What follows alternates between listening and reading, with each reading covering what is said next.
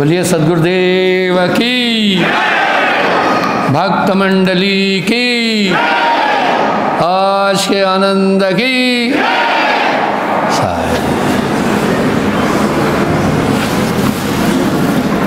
सबसे पहले आगंतुक सत्संगी भाई बहनों का अभिवादन करता हूँ। मुझे एहसास है इस भीषण सर्दी में दूर दूर से चलकर आप यहाँ आए। मेरी कोशिश रहती है कि मैं संगत को अधिक से अधिक समय दे पाऊँ। जैसे आए खसम की वाणी, तैसे बजाऊं सुनो वो लालो। अगर आधुनिक विज्ञान को आप देखेंगे तो चौंकाने वाली चीज़ें हैं, लेकिन अध्यात्म के लिए कुछ मुश्किल नहीं है। आप देखते हैं आजकल गाड़ियों में नेविगेटर है, ये साधारण चीज़ है, पर वो नेविगेटर गाइड करता जाता है आपको कहाँ जाना है, कैसे जाना है, शॉर्ट रूट, और इतना एग्जैक्ट रास्ता बताता है नेविगेटर। पुराने समय में आदमी को गाड़ी रोककर जगह जगह पूछना पड़ता था। उदाहरण के लिए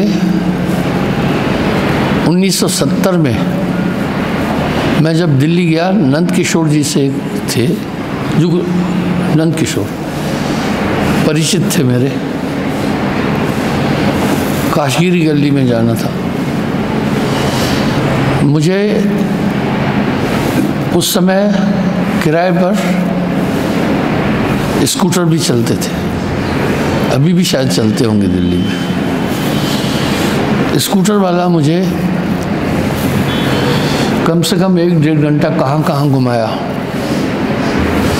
लेकिन मैंने नई दिल्ली स्टेशन पर मंटू ब्रिज का एक चिन्ह रखा था, जो घुमाता घुमाता गलियों से मुझे लाकर खड़ा किया। उस ज़माने में उसने मुझसे बहुत पैसे मांगे, जो तनख्वाह ही जब कुल 50 रुपये थी।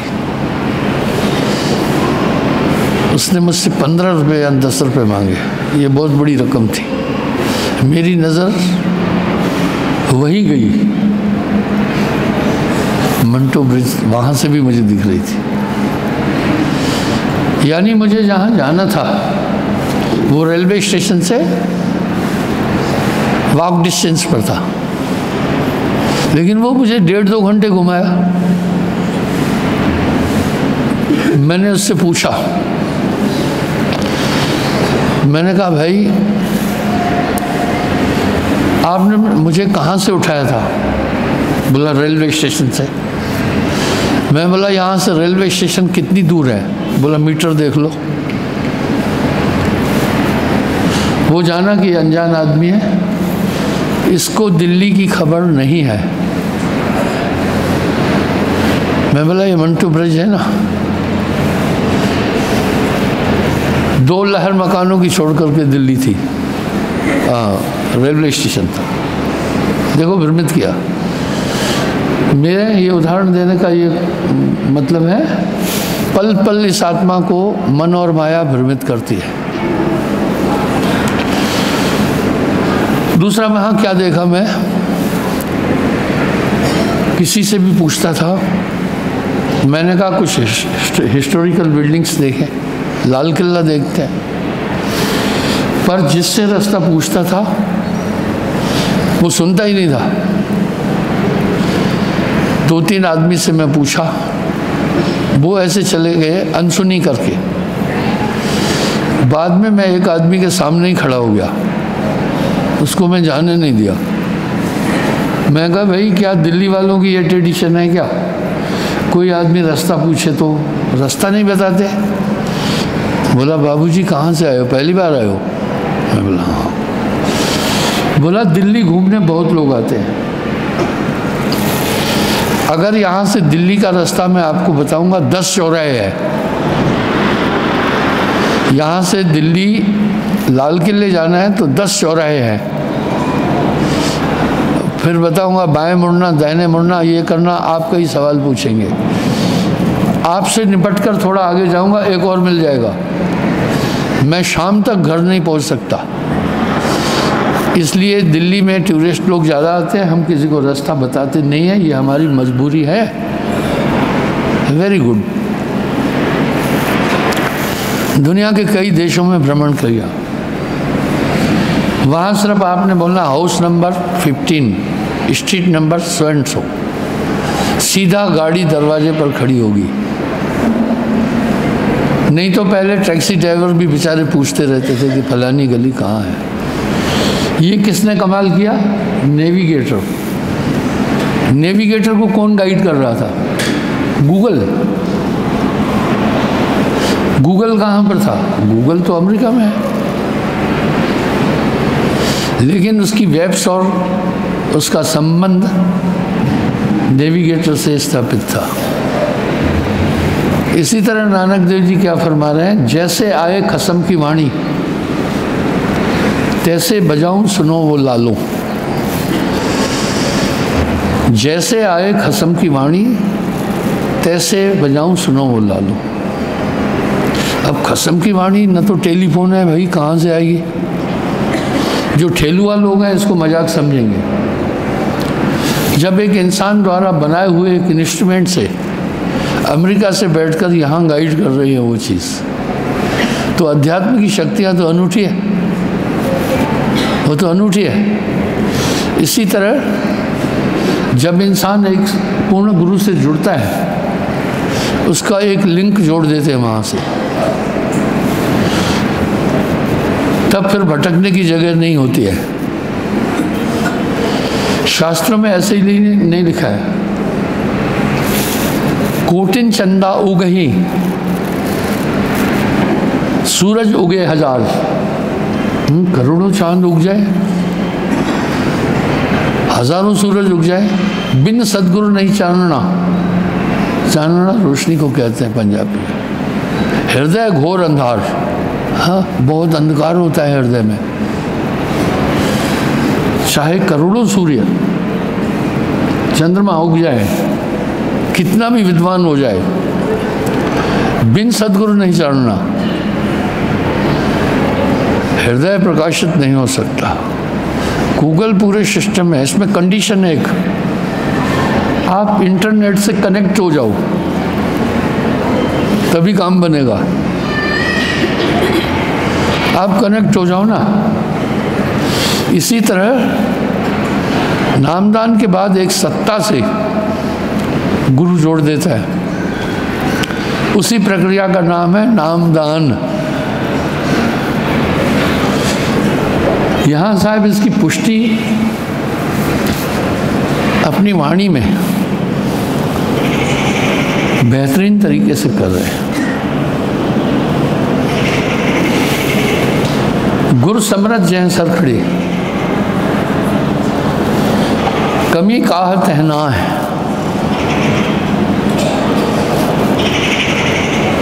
गुरु आ गया नरखत चले, चलिए आ गया माँ है। कहे कबीर दास को 3 लोग बहना है।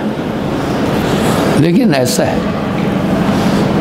एक बार मैं बम्बोरी से आ रहा था, पुरानी बात है, मैंने कई बार बोला मेरे परिवार में मैं तो शादी नहीं किया, भाई भतीजे तो हैं, 3-4 तो MBA है, MCOM है, ग्रेजुएट है। तो एक मेरा भतीजा नेट पर काफ़ी तेज है, जैसे ये अजय है ऐसे ही निक्की भी। तो वहाँ से बम्बोरी से चले, ये मेरा पहला अनुभव था। हालांकि नेविगेशन कंपास के द्वारा हम भी करते थे आर्मी में, उसमें पूरी एक्यूरेसी नहीं हो पाती है। तो रास्ते में बातचीत करते थोड़ा आगे आया, गलत रास्ते पर आ गया।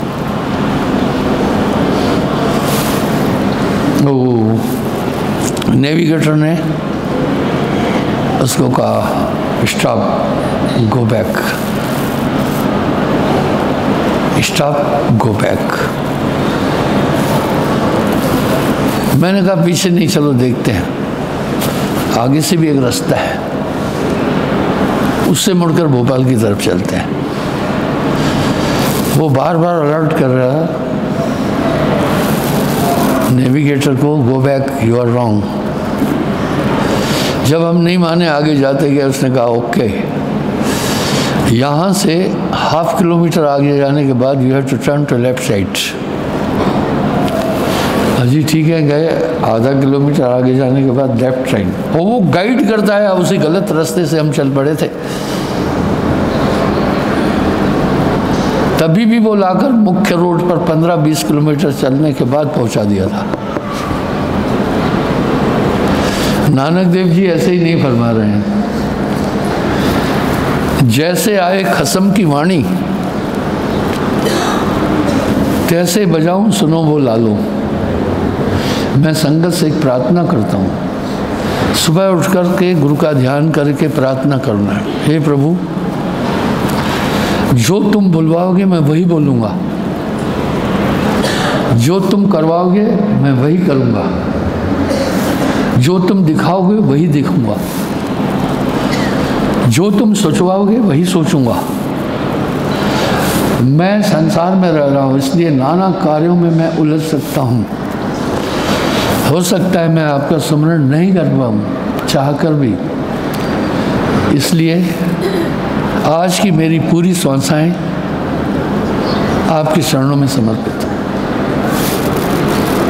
आप इसको मामूली नहीं समझना। धर्मन सुनो, धर्मन सुनो ये मोर स्वभाव, विनय सुनत मम रहा न जाऊं। ये वैसा ही हिसाब है। बच्चा खेलता रहता है, माँ अपनी निगाह में रखती है। वो गीत है ना, अपनी पनाह में रखना, अपनी निगाह में रखना। लेकिन जैसे किसी संकट में पहुंचता है, माँ सब काम छोड़कर पहुंच जाती बच्चे के पास। आपने अपने जीवन में कई बार ये चीज़ आजमाई होगी। जब भी आप संकट में आते हैं किसी में, आपको मदद मिल जाती है, बशर्त आपके दिल में विश्वास पूर्ण हो, वो अंतःकरण में विश्वास हो। अंतःकरण ईमानदार है, ऊपरी भरोसा नहीं रखना, बाहर ना दिखलाइए, अंतर कीजिए हित। क्या मौला खड़क से बड़ा धनी से हित, अंतःकरण। इस पर आप एक उदाहरण दूंगा। नींद में ये मस्तिष्क नहीं काम करता, प्रमाण। क्या नींद में ये दिमाग काम करता है? मदन मोहन, अंतःकरण काम करता है। अंतःकरण, आप रटी हुई बात बोल रहे हैं ना। मेरा सवाल यह है, क्या नींद में ये दिमाग काम करता है? क्या नहीं करता है? नहीं करता, नहीं करता भाई। नींद में ये मस्तिष्क जैसे अभी एक्टिव हैं, ऐसे नहीं होता है। हाँ, बापू की फ्रेंड, इस गुड़िया को मैं कहता हूँ बापू की फ्रेंड। नींद में ऐसा ही दिमाग काम करता है क्या जैसे भी कर? तो कौन काम कर रहा है? होते आप ही हम हैं। ये इसको मैं बाबू की फ्रेंड क्यों बोलता हूँ? इसके बाबू फौजी है। इस गुड़िया से बचपन से ही उनकी बड़ी अटैचमेंट है। अखनूर राना वहाँ भी लाते थे ना, जहाँ भी जाओ लाते थे। ये नेचुरल है, बाप बेटी से बहुत प्यार करेगा, माँ बेटे से। कि नारी नमो है नारी की रूपा। तो बंधु, इस तरह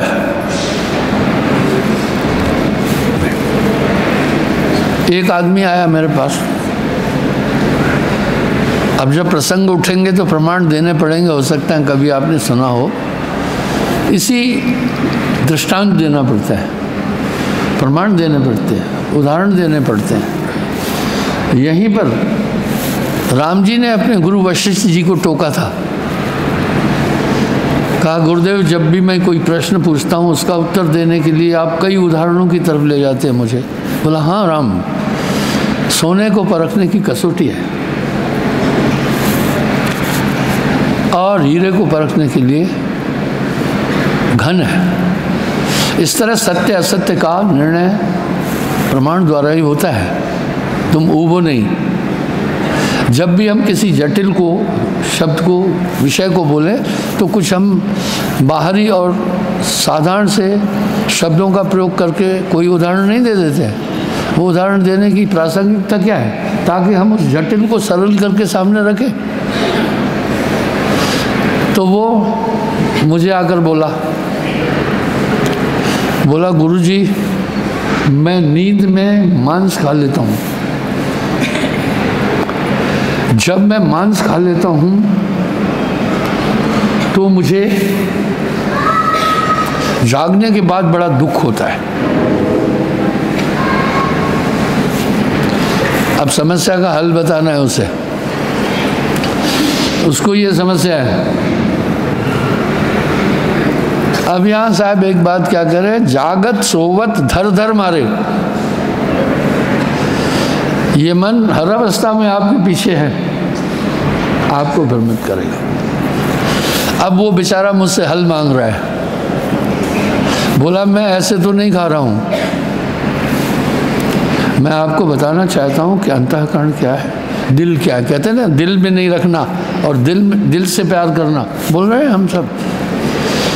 पर इन शब्दों को हम सब उच्चारण करते हैं, इनका अर्थ गंभीरता से नहीं जान पाते। तो अब वो समस्या का निदान चाहता है गुरु से। बोला गुरुवर मैं नींद में मांस खाता हूँ, जब मैं नींद में जिस दिन मांस खाता हूँ मेरा मन पूरा खराब होता है। निदान तो गुरु ने शंका का निदान करना चाहिए। अगर मास्टर से सवाल पूछे बालक, मास्टर उसको उदाहरण नहीं दे तो बालक क्या समझेगा फिर? इसलिए मैं काफ़ी आप लोगों से काफ़ी गहराई से जुड़ा हूँ। फिजिकल भी आप आते हैं, मैं आपसे बातचीत कर लेता हूँ। कोई लंबी समस्या लेके आता है तो चिट्ठी लिखवा लेता हूँ, भाई मैं पढ़ लूँगा। आप अभी भी देखना मेरे अलमारी के ऊपर इतनी चिट्ठियाँ पड़ी हैं अभी, पर उसमें मैं ये मूल्यांकित करता हूँ किसका उत्तर देना जरूरी है। किसका उत्तर देना जरूरी नहीं। आप मानेंगे, एक माई ने मुझे 15 पेज की चिट्ठी दी। क्या मैं उपन्यास पढ़ना है? भाई आप बोलिए ना अपनी बात। 15 पेज की अभी आपको दिखा दूंगा, लेकिन मैं पढ़ा। मैं अपने रूम में भी लेटे लेटे भी काम करता हूँ, बैठे बैठे भी काम करता हूँ और आपके साथ घूमता हूँ। आजकल मैं थोड़ा एग्जैक्शन कम कर रहा हूँ तो बाहर कम घूम रहा हूँ, नहीं तो एक एक दिन में मैं 10-10 प्रोग्राम देता था, कभी फ्री नहीं था मैं। मैंने उसको कहा, उसकी समस्या यह थी कि गुरुजी जब मैं स्वप्न में मांस खाता हूँ तो 2-4 दिन में बहुत मेरा हृदय खराब रहता है, क्या करूँ? मैं बोला सुन, मैंने कहा तुमने मांस खाना छोड़ा नहीं। बोला गुरुजी मांस तो नहीं खाता हूँ मैं नामदान के बाद। मैंने बोला तुमने जिद्द से छोड़ा है, हृदय से नहीं छोड़ा है। तुम ये हृदय में बसाना क्या है वो बता रहा हूँ, इसलिए ये भक्ति हृदय में, बाहर ना दिखलाइए, अंतर कीजिए हित। मैंने कहा तुमने मांस खाना सिर्फ मेरे वचन को पालन करने के लिए जिद से छोड़ा है, विचार ज्ञान से नहीं छोड़ा है। बोला कैसे? मैं बोला वो बोला ज्ञान से कैसे छोड़ूं? मैं बोला चिंतन करना। मांस खाने से किसी के प्राणों का हनन होता है, कितना गलत है। मैंने एक बात हजारों बार बोली है, बाबा बहरा है बेचारा, कान यूं करके सुन रहा है और आगे बैठा है, बुजुर्ग हैं काफी। वो कैसे? मैंने बोला तुम चिंतन करना, तुम विचार करना कि मांस खाने से किसी के प्राण जाते हैं, धर्म दूषित हो जाता है। हमारे धर्मशास्त्र कहते हैं मांसाहारी कुतोदया, मांसाहारी का हृदय कठोर और हिंसक हो जाता है, वो भक्ति का पात्र ही नहीं है। आप देखो क्या बिल्ली को दया आती है, सांप को दया है। एक सांप था, बिल्ली के बच्चों को खाने के लिए गया, बड़ा सांप था। बिल्ली उससे फाइट करती रही, लेकिन सांप खूंखार था, बिल्ली के बच्चे को निगल गया। बच्चे सभी पालते हैं। आपने देखा इस एलईडी के पीछे गिटारी ने अपने बच्चे दिए थे, जब देखने के लिए कोई गया तो एकदम नाराज होकर चिल्लाती हुई चली गई थी। हिताय न हित पशु पक्षी जाना, मानव तन गुण ज्ञान निदाना। तो तुम चिंतन करो।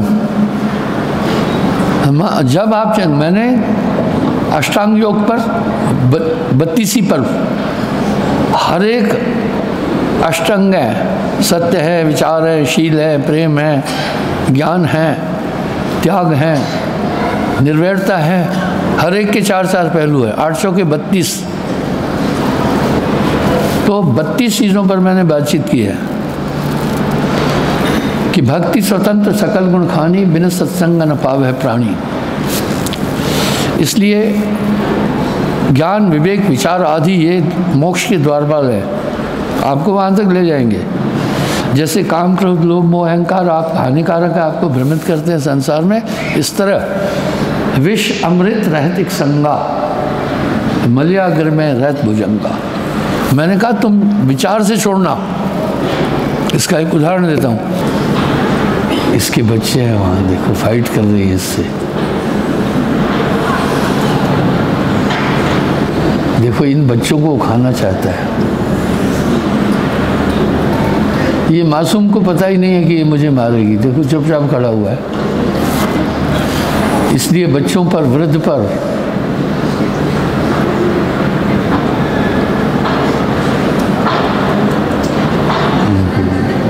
हृदय विदारक है। देखा हित आनंद पशु पक्षी जाना, वो बिल्ली का बच्चा भी छलांग लगाया।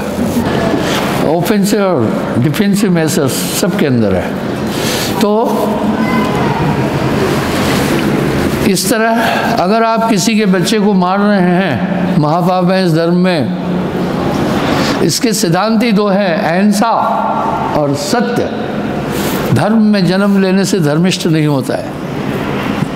धर्म में जन्म लेकर धर्म के सिद्धांतों का अनुकरण करने वाला धर्मिष्ठ है। सिर्फ जन्म लेने से धर्मिष्ठ नहीं होता है। मैंने आपको वंशपायन ऋषि और युधिष्ठिर के संवाद में भी बताया था किन गुणों को धारण करने से मनुष्य ब्राह्मण होता है, आपको ध्यान होगा।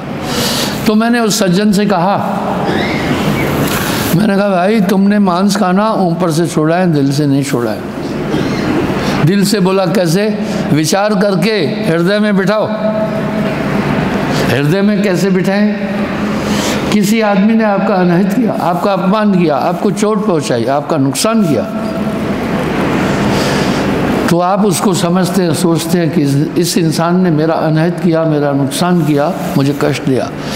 विचार करके हृदय में उसके लिए एक नेगेटिव चीज़ बिठा देते हैं। ठीक है, देखो अंदर बिठा दिया। इसी तरह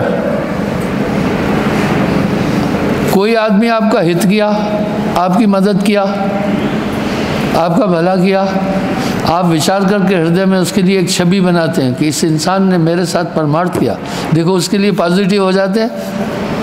कभी कभी किसी से आपका मतभेद हो जाता है, उससे आप बातचीत नहीं करते हैं, सामने वाला भी अपनी गलती नहीं मानता है, आप भी नहीं मान रहे हैं, लेकिन सही बात है सामने वाले की गलती थी पर वो नहीं मान रहा था, आपने दिल में बिठा लिया, उसके प्रति आपके हृदय में निर्वैरता, बैर आ गया।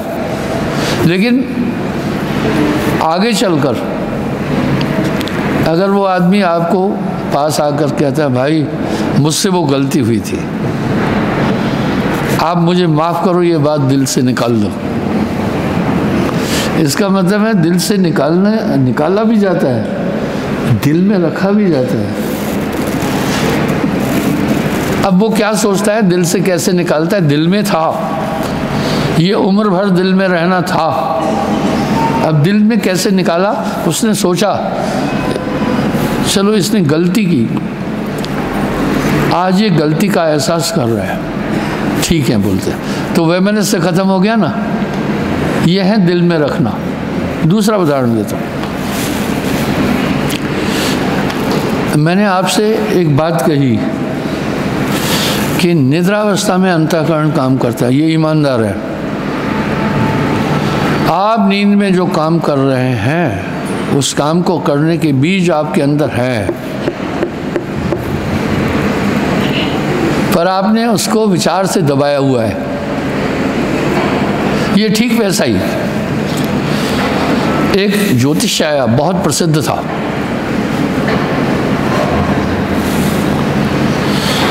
शुक्रात के कुछ शिष्य अपनी हस्तरेखा उनको दिखा रहे थे। वो बताता जा रहा था।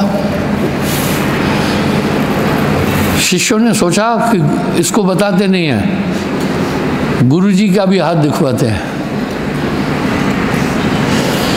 उस ज्योतिष को नहीं मालूम था कि ये ग्रीस का महान दार्शनिक शुक्रात है।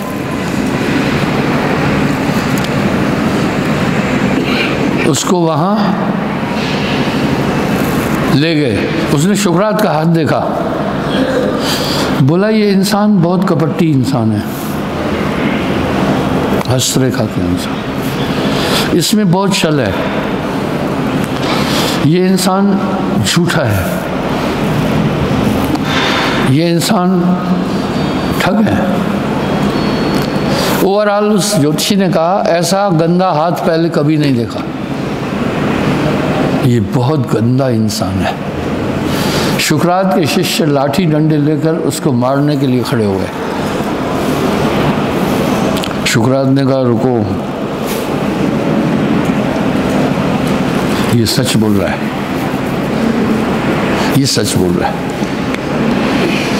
इसने जो भी दोष, तुम सच्चे तो हो जाओ ना, सब चीजें फिर तुम्हारे पास पहुंच जाएगी। साहब ने ऐसे कह दिया कि साच बराबर तप नहीं, झूठ बराबर पाप, जाके हृदय साच है, बाके हृदय आप। बोला ये सब चीज मुझ में थी, है, ज्ञान से दबाया हूं। इस तरह बोला ये ज्योतिषी बहुत विद्वान है। एक कहावत है, पूत के पांव पलने में ही दिख जाते हैं कि ये क्या करेगा। पलना जिसमें बच्चे को झुलाते हैं, यानी जब झूल रहा है ना तभी पता चल जाता है कि ये कैसा हुआ। उदाहरण देता हूँ, एक दूध मुँहा बच्चा था, माँ का दूध पीता था। उस माता ने मुझे आकर कहा ये बहुत जिद्दी है साहब जी।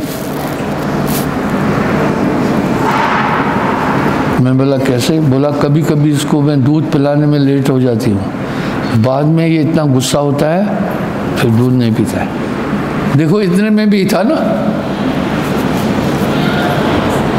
यहाँ साहब क्या कह रहे हैं? पहले बनी प्रारब्ध, पाछे बनी शरीर। ये पूरा संसार बिंदु में है। आप याद रखना, जब आप पिता के बीज में शुक्राणु रूप में थे, अति सूक्ष्म थे, जो नजर भी नहीं आता आंख से, वही शुक्राणु आज पूरे विश्व को देख रहा है। डॉक्टर साहब ये कैसा उदाहरण है? बिल्कुल सर, तो बड़ी गहरी बात है। तो कहा वही अति सूक्ष्म कीटाणु, शुक्राणु, कीटाणु नहीं कहूँगा, शुक्राणु, जो दृष्टि से भी गोचर नहीं था, अगोचर था, नहीं दिख रहा था, पूरे ब्रह्मांड को अभी अनुभव कर रहा है। बिंद समाना सिंध में ये जाने सबको है, पर सिंध समाना बिंद में ये बूझे बड़ा कोई। इस तरह अंतःकरण में चिंतन करके बात को निकाल देना। मैंने उसको कहा, फिर वो कैसे निकालूं? मैं बोला ये चिंतन करना, ये शरीर रजबीरज से बना, चाहे नर नारी है, चाहे गाय भैंस है, चाहे बकरी बकरा है, चाहे कुत्ता कुतिया है, सभी तो सिस्टम मैथुन है, इसलिए उसको मैथुन सृष्टि करते हैं। एक प्लेट में रज रखें स्त्री का, एक में बीज रख दें, आपको कहें खाओ, खाओगे? अध्रुव शरीर है ये आपको दरकार नहीं है। मांसाहार वैज्ञानिक अपराध है, मांसाहार ईश्वरीय अपराध है, मांसाहार मानवीय अपराध है, मांसाहार धार्मिक अपराध है, मांसाहार घोर पाप है। तभी तो हमारा वेद कह रहा है मांसाहारी कुतो दया, कामी कुतो लज्जा, क्रोधी कुतो धर्मम। इस तरह से मैंने कहा चिंतन करना, रजबीरज से बनी शरीर है। थोड़ा ये चिंतन अगर आप करेंगे विषय विकार से भी हट जाएंगे। जैसे पुरुष के पास मलमूत्र की इंद्रियां हैं, वैसे ही तो नारी के पास है। ऐसी कौन सी जगह है जहाँ से मल और गंदगी नहीं निकल रही है? सभी धर्मशास्त्रों ने तो कहा, रामायण भी कह रही है, छिद जल पावक गगन समीरा, पंचतत्व को अधम शरीरा।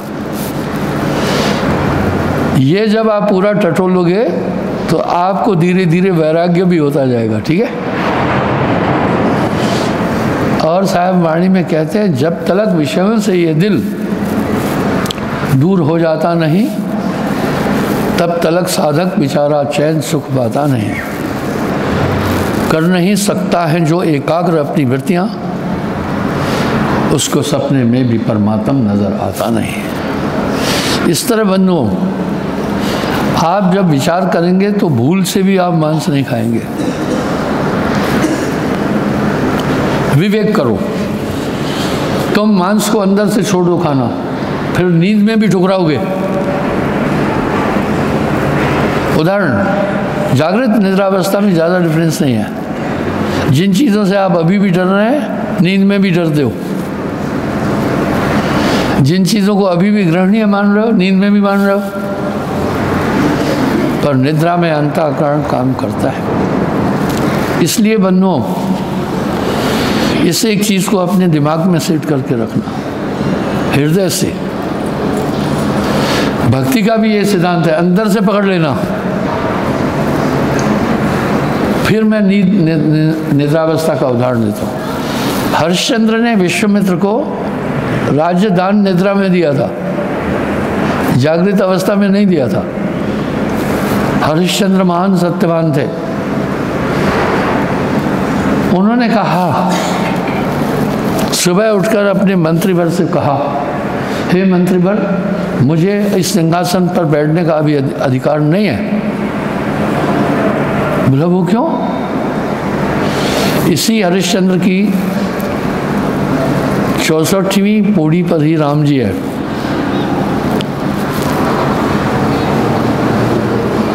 हरिश्चंद्र इतने सत्यवान थे।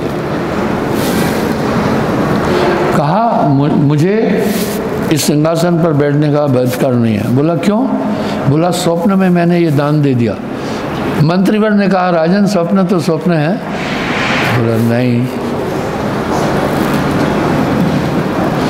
हे मंत्रीवर, स्वप्न में अंतःकरण काम करता है, हृदय। मैं राज्य दे चुका हूं, बैठना उचित नहीं।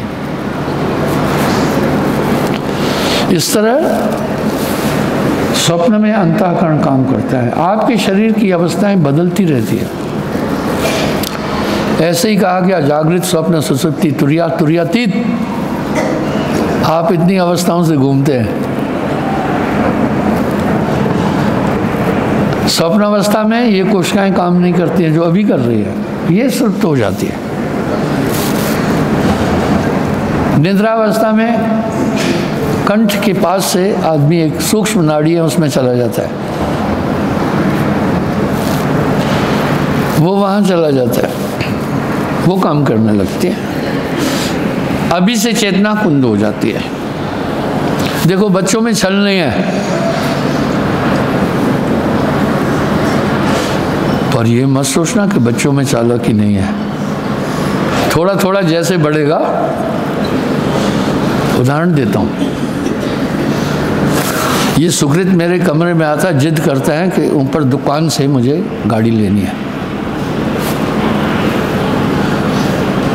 वो गाड़ी लेके जाता, माँ उसकी धुनाई करती है, तू रोज रोज क्यों ले आ रहा है अपना खिलौने, कितना चालाक है, अभी 5 साल का नहीं है। सामान लाकर मेरे कमरे में रख के जाता है, ऊपर नहीं ले जाता है, क्योंकि उसकी माँ वापस दुकान पर दे आती है। देखा, जैसे जैसे आयु बढ़ती है मस्तिष्क मैच्योर होता जाता है। कुछ बच्चे ऐसे हैं जिनका कम उम्र में ही दिमाग काफ़ी तेज हो जाता है। आपने नहीं देखा, एक बच्चा है बीरबल, उसको कह रहे हैं, हरियाणा का है, कितना तेज है, बहुत तेज है। तो इस तरह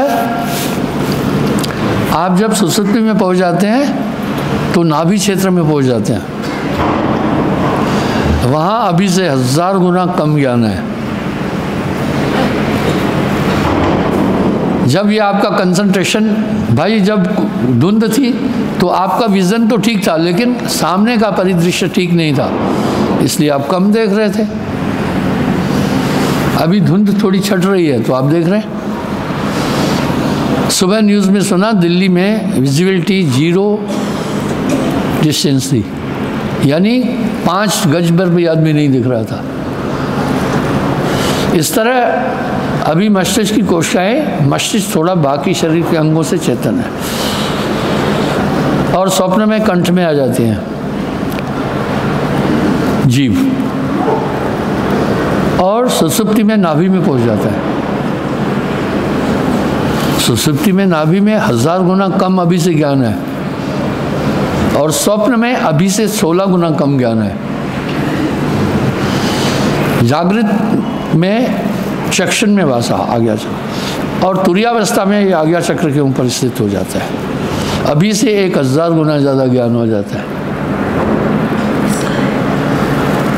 ये सब कोशिकाओं का खेल है, यही निरंजन की माया है। जैसे माँ छोटे बच्चे को खिलौनों में उलझा कर रखती है, निरंजन इन अवस्थाओं में उलझा कर रखा है। इस तरह तुरिया के बाद तुरियातीत आती है, और तुरियातीत में महायोगेश्वर पहुँचते हैं, तुरिया में योगी पहुँचते हैं, इसलिए भूत भविष्य का इल्म भी हो जाता है। पर तुरियातीत में सिर्फ 6 योगेश्वर पहुँचे, शिव जी, दत्तात्रेय, सुखदेव जी, वासुदेव कृष्ण, गोरखनाथ आदि शास्त्रानुसार। पर साहब हमारे क्या बोल रहे हैं, तुरियातीत ताहे के पारा। ये तो चौंकाने वाली बात है। विनती करे तय दास तुम्हारा, इसलिए ये भी भ्रमांक अवस्थाएं हैं। और इसी तुरिया में पहुंचकर सन्यासी कहता है अहम ब्रह्मस्मि, इतनी शक्ति आ जाती है, कहता है मैं ही ब्रह्म हूं।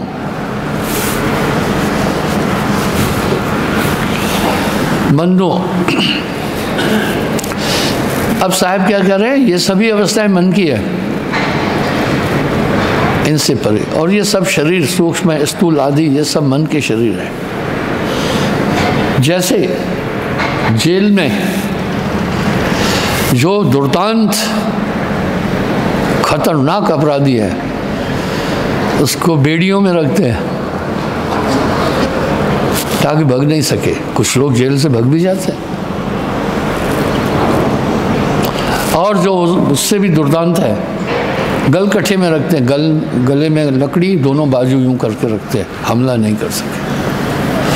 इस तरह बहुबंधन ते बाधिया, इन अवस्थाओं में मन ने आत्मा को निर्मित किया है। अवस्थाओं की ताकत क्या है, जागृत में ये दुनिया सच लगेगी, तुरिया में पहुंचने के बाद झूठी लगती है। इस तरह स्वप्नावस्था में वो सत्य लगता है, जबकि जागने पर वो मिथ्या हो जाता है। देखा, इसको इन अवस्थाओं में निरंजन और माया घुमाती रहती है।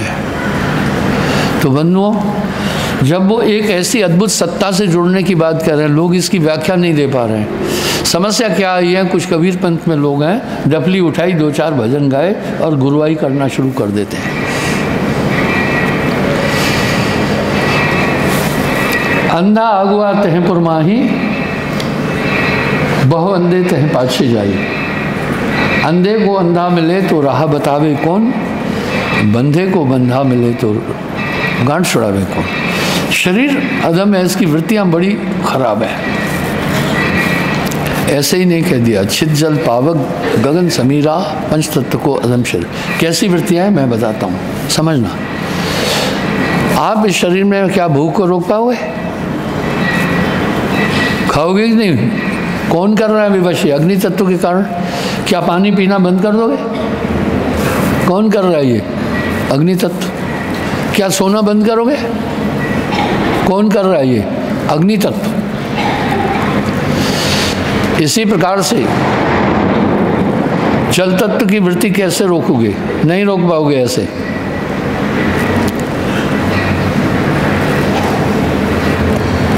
इसकी वृत्तियां हैं थूक, मूत्र, रक्त, बीर्ज आदि। तो जब रोटी खा रहे हो तो बीर्ज भी बनेगा, ये आपको विवश करेंगे सेक्स के लिए। इसलिए अल्पाहारम स्वल्प ज्ञानम बग ध्यानम। साहब कह रहे एक सन्यासी इसलिए तीक्ष्ण पदार्थों का सेवन नहीं करता है, उतना ही भोजन लेता है जितना शरीर चल सके, और ध्यान बगुले की तरह करना है। बगुला पानी में कैसे खड़ा होता है? वाह, मछली को खाता है एक पैर पर, और ऐसा स्थिर होता है, मछली सोचती है मरा हुआ है, टांग खाने आती है, पकड़ लेती है। यानी ये बंधन इतने अनूठे हैं, बहुत से बंधनों से ये जीवात्मा बंधी है। श्रुत प्राण बहु कहें उपाई, छूट न अधिक अधिक अर्जाई। यानी आत्मा जो बंधी है, श्रुति प्राण उपाय तो कह रहे हैं, अधिक उलझता जाता है। आगे बोल रहे हैं, अस संयोग ईश जब करही, तबह कदाचित यह निर्वरही। ये गठान तब खुल सकती है जब प्रभु की कृपा हो या गुरु कृपा हो। हरि कृपा जो होए तो, नहीं होए तो ना है। पै गुरु कृपा दया बिन सकल बुद्ध बह जाए, सब कुछ बह जाता है। तो इस तरह बंधुओं, जब उस ताकत से ये जुड़ जाता है, ये सब रहते हैं शरीर में पर जोड़ नहीं चलता है इनका, बस नहीं चलता। साहब का ये शब्द बड़ा सार्थक है। अपने दिल से जानिए मेरे दिल की बात। अपने दिल से जानिए मेरे दिल की बात।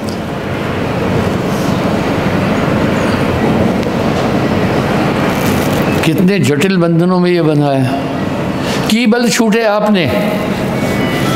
यही बात मैंने कहा, गोस्वामी जी तो छायांकन किया है साहब की वाणी का, ठीक है। और मैं हजारों बार ये बात बोला हूँ, अगर आप उत्तरकांड का अध्ययन करेंगे तो साहब दिखेंगे। गोस्वामी जी उधर कह रहे हैं, श्रुत प्राण बहु कहें उपाय, छूटे न अधिक अधिक हो जाए। और इधर साहब क्या कह रहे हैं पता है? बहुबंधन ते बांधिया एक बेचारा जीव,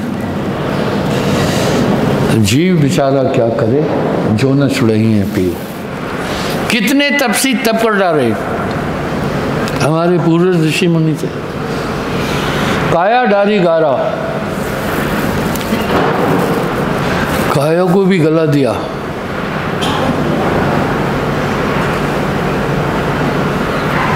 कितने तपसी तप कर डाले, काया डारी गारा।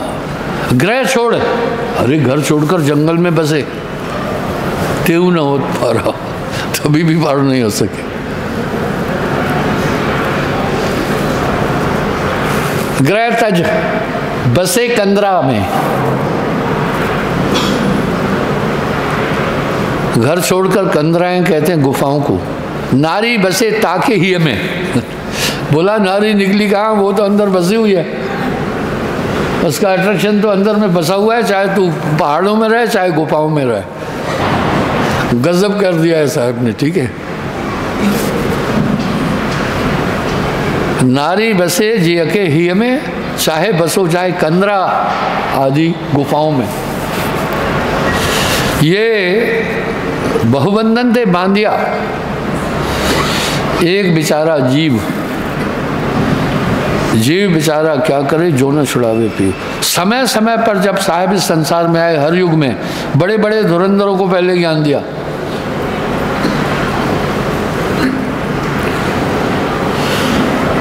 घोड़े सवार,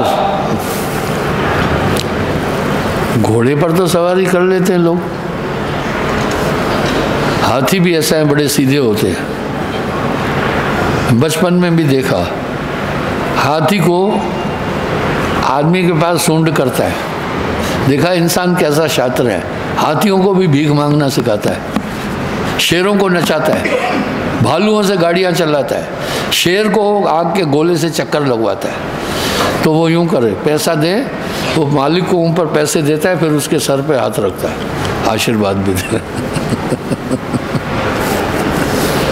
इंसान बड़ा नाटकबाज है।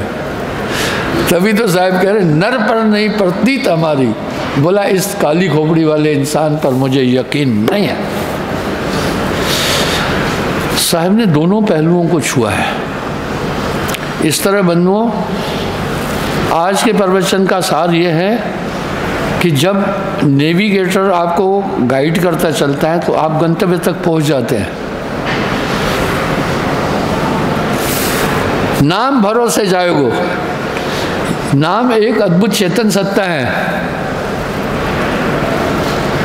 नाम कैसी चेतन सत्ता है, प्रमाण देता हूं। गुरु सजीवन नाम बताए, जाके बलहंसा घर जाए। सजीव है, नेविगेटर चाहे दिख नहीं रहा है पर सजीव ताकत नहीं है। एक जो उसको ऑपरेट कर रहा है वहां से, वो सजीव बैठा हुआ नहीं है। अरे रिमोट, अगर ड्रोन चल रहा है उसको एक सजीव ताकत चला रही है, पर ड्रोन और उसके बीच में काफी दरमियां हैं। इस तरह जब आप नाम प्राप्त करते हैं, एक गुरु की ताकत आपके साथ में एसोसिएट होती है। वो पल पल आपको संचालित करती रहती है। साहब ऐसे ही बोल रहे हैं क्या? गुरु समरथ जय सर खड़े, कमी कहत है दास, रिद्ध सिद्ध सेवा करे।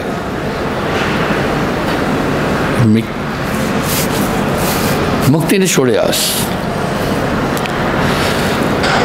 आप ये मत सोचना। मैं सेना का उदाहरण देता हूं। एक सैनिक का काम बहुत कठिन।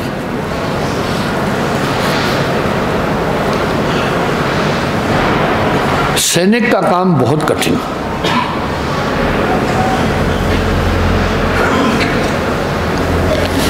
कभी मरुस्थल में रहना पड़ता है,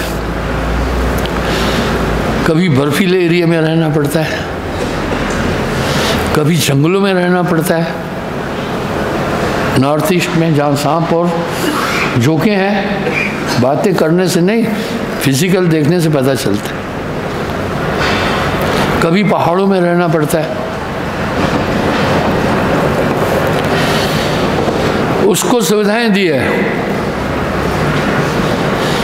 भाई तेरे बच्चों की पढ़ाई का भी हम खर्चा देंगे, भाई तुम्हारी पत्नी के निर्वाह का भी वाइफ अलाउंस भी दे देंगे। तुम पर आश्रित कोई बीमार हो गया, उनका फ्री ट्रीटमेंट भी करेंगे। मैं अपने पिता का भी आर्मी हॉस्पिटल में ट्रीटमेंट कर रही थी। जब मेरे पिता बड़े कमज़ोर हो गए थे प्रॉब्लम से, डॉक्टर, कर्नल डॉक्टर थे, मैं अपने पिता को एमएच में ले गया। उन्होंने मुझे कहा घर ले जाओ, सेवा करना। डॉक्टर साहब ने क्या बोला? मैं डॉक्टर साहब को चौंका दिया। यह सन 72 की बात है, मैं छोटा ही था। मैं बोला डॉक्टर आखिरी सांस तक मरीज के लिए फाइट करता है। डॉक्टर को मैंने बोला हताश नहीं होता है, अंतिम सांस तक वो अपना प्रयास करता है। आप सर कह रहे हैं ले जाओ। उसने मुझे देखा, बोला ओके एडमिट करो। एडमिट किया। उसके बाद 2-3 साल ठीक रहे, फिर शरीर छोड़ा। शायद परहेज नहीं कर पाए होंगे, इसलिए बच्चों का भी सब देते हैं ताकि तुम्हारा ध्यान उधर नहीं जाए, घर की तरफ। तुम्हारा घर सुरक्षित है, ये हम पर छोड़ो। उस ज़माने में अगर सैनिक के घर में कोई प्रॉब्लम होती थी, गवर्नमेंट बड़ी सख्त थी, उनको पूरा संरक्षण देती थी। और कोई शहीद हो गया तो उसकी पूरी जिंदगी के लिए उनके बाल बच्चों को खर्चा देते थे। मैं दोनों पहलुओं पर विचार करता हूँ। पहले बजट में आधे से ज़्यादा पैसा खर्चा हो जाता था डिफेंस वगैरह में, तनख्वाहों वगैरह में, तो विकास नहीं होता। लेकिन भाई सैनिक की पेंशन नहीं रोकना।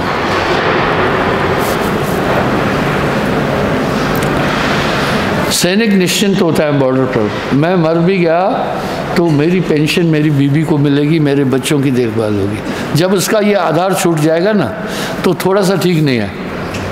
इस पर ज़रूर विचार किया जाना चाहिए। तो बंधु, इस तरह मैं राजनीति से प्रेरित होकर ये बात नहीं बोल रहा हूँ। और दूसरा, आपको पता है सैनिक से 15 साल नौकरी के बाद पेंशन क्यों दे रहे हैं? ये लोग इसको नहीं समझ रहे हैं। इसकी लाइफ कट जाती है, वेरियस स्थानों पर रहता है, अलग अलग वातावरण में रहता है, शरीर पर बुरा प्रभाव पड़ता है।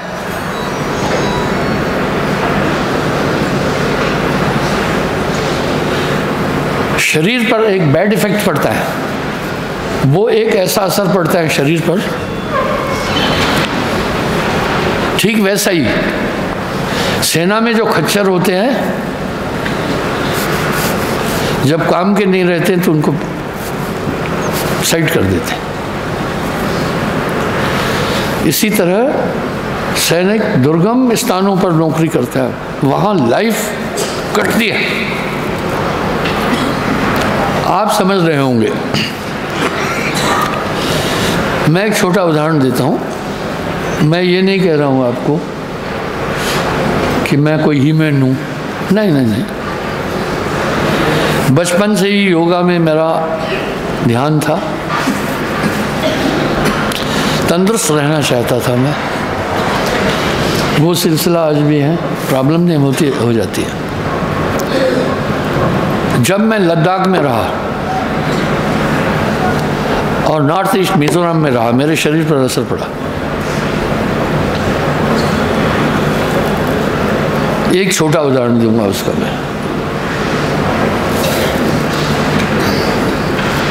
मैं बचपन से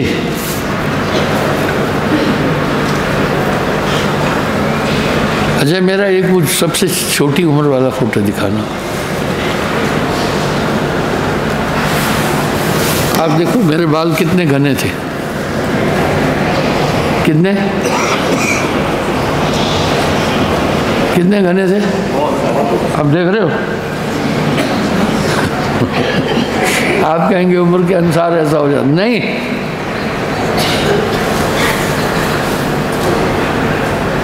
धीरे धीरे ये प्रभाव पड़ता गया।